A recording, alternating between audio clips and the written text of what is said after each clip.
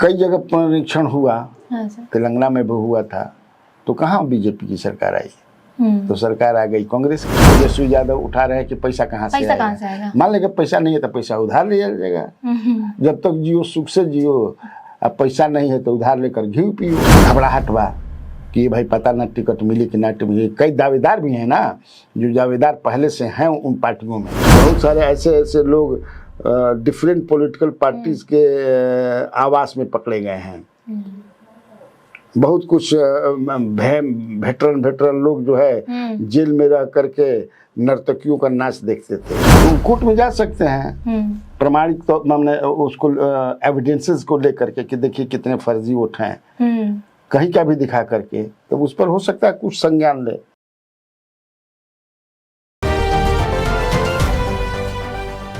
नमस्कार, बिहार की बात कन्हैया भिलाड़ी के साथ प्रोग्राम में आप सभी दर्शकों का बहुत बहुत स्वागत है। मैं आभा, मेरे साथ मौजूद हैं स्वराज पोस्ट के editor in chief Kanhaiya Bhiladi sir. नमस्कार सर। नमस्कार। नमस्कार sir. Prashant Kishor sir, voter list का जो पुनर्निरीक्षण चल रहा है, इसको लेकर सर सवाल उठाए हैं और कहे हैं कि क्या चुनाव आयोग ये स्वीकार करेगा लोकसभा चुनाव जो हुआ था वो फर्जी वोटर लिस्ट पर हुआ था।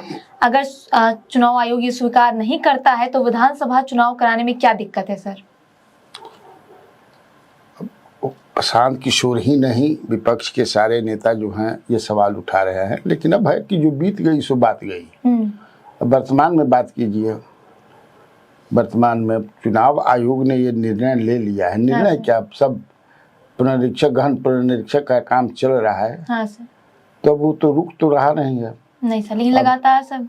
अब तो मान लीजिए कि बहुत सारे ऐसे तुमको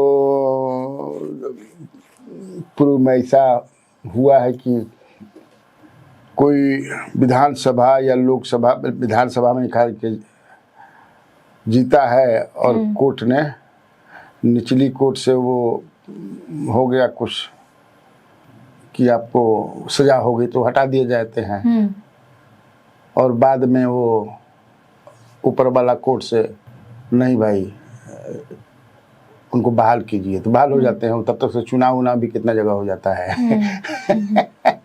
हो जाता है ना, और दूसरा करके बैठ जाता है। आजमी खान के केस में हुआ था उत्तर प्रदेश में। मुझे लगता है कि अब उस पर चूंकि अब धीरे धीरे इतना हल्ला हंगामा हुआ और कई स्टैंड जो है चुनाव आयोग ने बदला भी उसमें,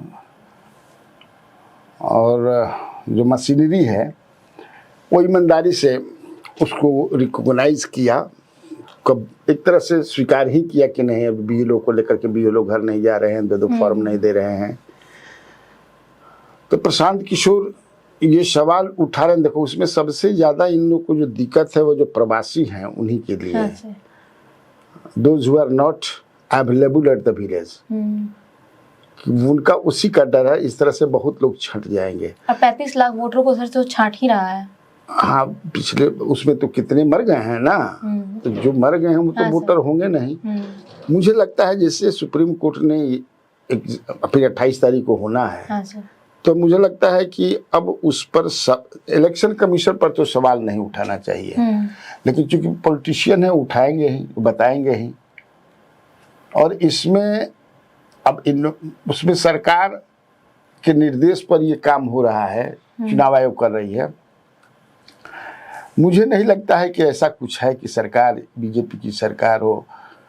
कई जगह पुनरीक्षण हुआ, तेलंगाना में भी हुआ था, तो कहाँ बीजेपी की सरकार आई? तो सरकार आ गई कांग्रेस की। तो मुझे नहीं लगता है कि उस पर ये माने चुनाव आयोग की मंशा पर सवाल उठाएं। मुझे नहीं लगता है कि ऐसा होना चाहिए, लेकिन हो रहा है तो क्या करोगे, उठाएंगे वो।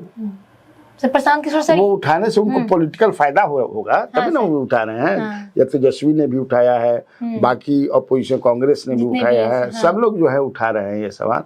लेकिन धीरे धीरे अब जो है पटरी पर बातें आ रही हैं। हम लोग भी बात कर रहे हैं तो लोग बता रहे हैं, गांव के भी लोग बता रहे हैं कि नहीं अब लोग आने लगे हैं और रिसीविंग भी देने लगे हैं। और जो कहा है कि नहीं भाई आप पहले फॉर्म भर दीजिए, जो भी डॉक्यूमेंट्स उसका जिक्र कर दीजिए, बाद में आप जमा कीजिएगा।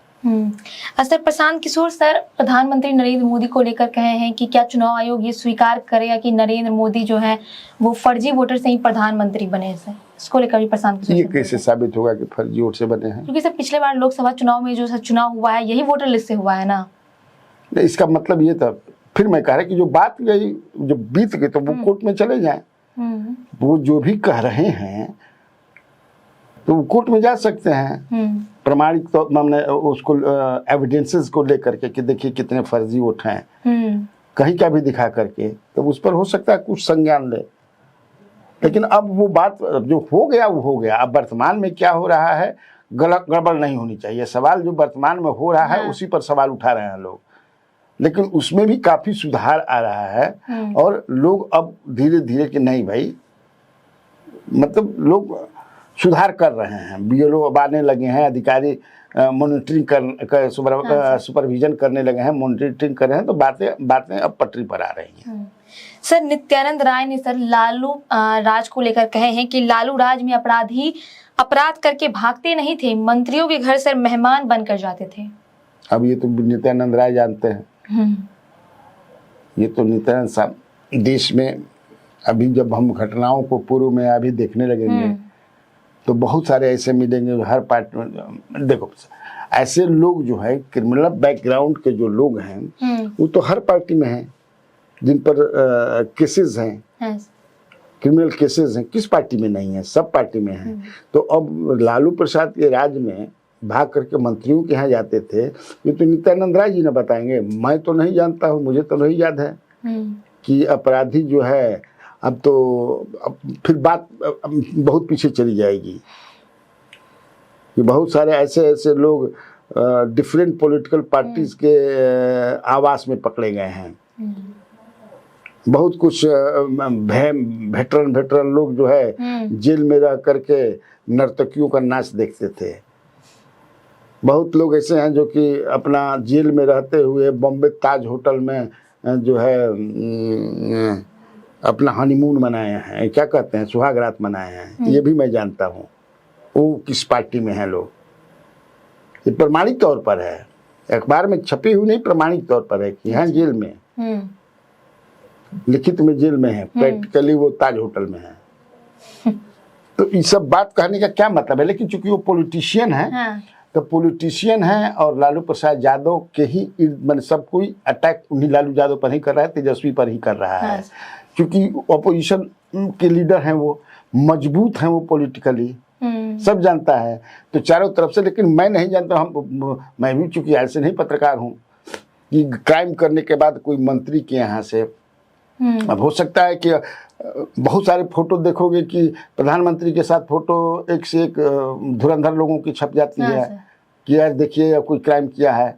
मुख्यमंत्री के साथ छप जाता है, लालू के साथ छप जाता है, हमारे तुम्हारे साथ भी आकर के सेल्फी लेकर खिंचवा लेता है। तो इससे ये बता देना है नित्यानंद राय जी के साथ भी कितना छिपवा लेते होंगे। तो क्या जानते हैं, कोई ला कर फोटो सेल्फी ले लीजिए।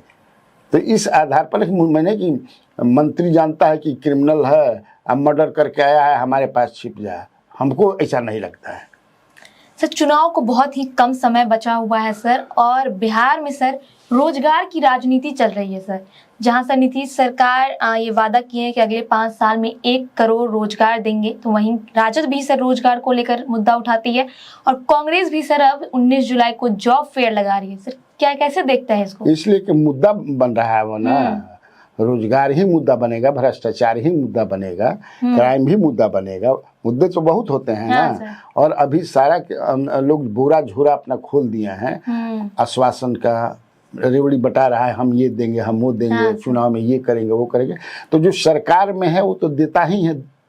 जो सरकार में जैसे अभी फिर टीचर की बहाली का शिक्षा मंत्री ने कहा TRE-4 का कि चुनाव से पहले ही हम करा लेंगे। तो ये सब क्या है? और नीतीश कुमार अगर कहते हैं, सरकार के मुखिया हैं कि हम 1 करोड़ रोजगार देंगे, तो संभव है दे सकते हैं। लेकिन जो अगली सरकार बनेगी वो देगी 1 करोड़, तो क्यों नहीं दे सकते हैं? उस पर तेजस्वी यादव का ये सवाल तेजस्वी यादव उठा रहे हैं कि पैसा कहाँ से आएगा। मान लेगा पैसा नहीं है तो पैसा उधार लिया जाएगा। जब तक जियो सुख से जियो, अब पैसा नहीं है तो उधार लेकर घी पियो। चरवा का दर्शन है ना जी, क्या हुआ तो होगा, क्या दिक्कत है। अगर मंशा है 1 करोड़ रोजगार देने की तो पैसे की कमी थोड़े होगी। केंद्र सरकार इनकी है, डबल इंजन सरकार है, पैसा का तो उपाय हो ही जाएगा। सर कांग्रेस और राजद में सर तनातनी देखने को मिल रही सर, सीट बंटवारे को लेकर हो या रोजगार मेला को लेकर हो सर, कई सवाल खड़े हो रहे हैं। तो तनातनी कहाँ नहीं खे, तनातनी इनियो बा, तनातनी उनियो बा। तो जब तक से चुनाव की घोषणा होकर के मामला सेटल नहीं हो जाता है कि तू हाथ ना पलौटा, तब तक से तनातनी रहेगा ही। और तनातनी मान लो कि खत्म हो जाए तो फिर हमने के सवाल जवाब का होगी। सही बात। तनातनी जरूरी बा ना भाई, कुछ तनातनी रही तब ना हम लोग को कुछ भोजन हम लोग का क्या है न्यूज कैसे मिली। तो ठीक है तनातनी रहने, तनातनी रहेगा भी। सीटों को लेकर सर तनातनी, वही सीट का है, सीटें खाती खाती है। कोई इशू रही तब ना तनातनी रही, कि असही थोड़े तनातनी हो जाएगी भाई। कोई इशूज होगा ना तो इशू है टिकट, सीट सीट तो हो जाएगा, मुझे लगता है इसमें दिक्कत नहीं है। वैसे चिराग तेजस्वी यादव ने सुनने में आ रहा है, चर्चा है कि उन्होंने कहा कि ठीक है आप इतना आप सीट पर कहते हैं तो पहले हमको कैंडिडेट बताइए, क्योंकि पिछले बार ऐसा 70 सीट ले ली थी कांग्रेस, कैंडिडेट के लापता रहा, कैंडिडेट नहीं मिल रहे थे। लेकिन इस बार चूंकि कांग्रेस जिस तरह से मजबूत हो रही है, मजबूत अपने को कर रही है, हो भी रही है धरातल पर मजबूत ना, इसलिए अपने कार्यक्रम, बहुत सारे कार्यक्रम कांग्रेस के लोग चला रहे हैं, उनके नेता आ रहे हैं, ईमानदारी से घूम रहे हैं जिला वाइज, ब्लॉक वाइज। तो इस बार कैंडिडेट की उनके पास कमी नहीं होगी। सर वहीं पप्पू यादव सर सोमवार को सर मल्लिकार्जुन खड़गे और राहुल गांधी के साथ सर बैठक किए थे और सर सीएम फेस को लेकर भी बड़ा बयान दिया। उन्होंने कहा कि बिहार में कांग्रेस में सर सीएम फेस की कमी नहीं है और सर वो राजेश राम और तारिक अनवर का नाम लिए हैं सर। तो क्या दिक्कत है? कोई कहा है क्या कि कांग्रेस में सीएम फेस की कमी है? कांग्रेस में तो भाई पीएम ही फेस है, राहुल गांधी, मल्लिकार्जुन खड़गे भी पीएम फेस हैं। तो हर राज्यों में उनके सीएम फेस है, हर पार्टी में अपना सीएम फेस होते हैं। वो तो कांग्रेस तक सीमित है कि कांग्रेस में, तो कांग्रेस ठीक है, तो कांग्रेस अगर कांग्रेस राजद से ज्यादा जीत जाएगी, सरकार बनने का आ जाएगा स्थिति, तो थोड़े तेजस्वी यादव बनेंगे, तब तो राजेश राम चाहे तारिक अनवर न बनेंगे। वैसी स्थिति में मान लो 50 सीट पर लड़ेगी, 55 सीट पर लड़ेगी, 60 सीट पर कांग्रेस लड़ती जा रही है, उसमें से सब के सब जीत जाए और तेजस्वी यादव 40 पर अटक जाए, तो स्वाभाविक है कि भाई तब तो कांग्रेस के बनेंगे, तो राजेश राम है चाहे। अब जिसको पप्पू यादव से पूछ लेंगे सबकी, अब बताइए किसको बनाया जाए दोनों में से, तो बताएंगे पप्पू यादव अपना। लेकिन ऐसा लगता है क्या? असल में पप्पू यादव बेचैन आत्मा है। पप्पू यादव बेचैन आत्मा इसलिए कि तेजस्वी लालू उनको भाव नहीं दे रहे हैं, तो कुछ न कुछ इस तरह से बयान दे करके चर्चा में बने रहना चाहते हैं, क्योंकि सब जानते हैं कि Mahagathbandhan is voted to power, Tejashwi Yadav is going to be chief minister. लेकिन जो उन्होंने बात कहा कि कांग्रेस में सीएम फेस की कमी नहीं है, ही इज राइट। सर कहा जा रहा है सर पप्पू यादव को बड़ी जिम्मेदारी मिलने वाली है सर कांग्रेस की तरफ से। अब कांग्रेस पार्टी में हो गए हैं, कांग्रेस पार्टी ने स्वीकार कर लिया। अगर कांग्रेस पार्टी ने स्वीकार कर लिया, कांग्रेस पार्टी ने स्वीकार कर लिया, कांग्रेस के हो गए, तो क्यों नहीं जिम्मेवारी देगी कांग्रेस? देना भी चाहिए, मेहनती आदमी है। बैठकें कर रहे हैं सर उन लोगों के साथ, प्रियंका गांधी से मिले हैं। बैठक दूसरी बात है, बैठक तो कोई भी प्रधानमंत्री उनसे कर सकता है समय लेकर के, उनको लगेगा कि है, लेकिन जिम्मेवारी देना ये दूसरी बात हो गई। तो आने वाले समय में देखा जाएगा। प्रहलाद यादव को सर लेकर जब सवाल पूछा गया तो लल्लन सिंह ने कहा कि लखीसराय के आतंक को जदयू किसी भी हालत में सर टिकट नहीं देगी। सर प्रहलाद यादव सर घर के ना रहे ना घाट के रहे सर। तब प्रहलाद बिना विचारे सो करे सो पीछे पछताए। वो तो उस समय जो है वो तो राजद के टिकट पर जीते थे। हाँ सर, वो राजद के टिकट पर लखीसराय से थोड़े जीते थे, दूसरे क्षेत्र से जीते थे, सूर्यगढ़ा सर, सूर्यगढ़ा से जीते थे। तो अब तो बेचारे फंस गए। लेकिन तो जेडीयू में ही, मतलब एक तरह से प्रैक्टिकली तो राजद में है। हाँ सर। प्रैक्टिकली क्या कहें, प्रैक्टिकली ऐसे मैंने शरीर से मैंने कानूनी रूप से वो राजद के हैं, लेकिन चूंकि बदल दिए पाला तो वो जेडीयू के हैं अभी। हाँ सर। लेकिन कानूनी रूप से उधरे हैं। तो अबू जानस हो सकता है कि बेचारे फिर माफी उफी मांग के लालू यादव को है कि वो मजबूत आदमी है, वहां से कई बार जीते हैं वो प्रहलाद यादव। हाँ सर। लेकिन अब जब ललन सिंह ही बोल दिए कि नहीं मिलेगा टिकट, मैंने हम समझ नहीं की पावत। अब ललन जी किस परिस्थिति में कहे हैं, ललन सिंह केंद्रीय मंत्री हैं, जेडीयू के मजबूत नेता हैं, तो इसका मतलब है कि वाकई सही में जो कह रहा है, या जो तुम कह रहे हो कि न घर के ना इन्हें के भैया, न उन्हें के भैया, न घर के भैया न घाट के हुए। तो अब उस समय बेचारे नहीं सोचे होंगे कि जब लोग पाला बदलते हैं तो पाला बदलने के समय जो कुछ भी बहुत सारी चीज़ें मिलती हैं, आश्वासन भी दिया जाता है, तो ये आश्वासन वो लेते हैं कि भाई टिकट हम ही को दीजिएगा, बनाइएगा हम ही को। लेकिन जब चुनाव आते आते सब चीज़ याद रहेला थोड़े, और सब चीज़ पूरा करेला थोड़े।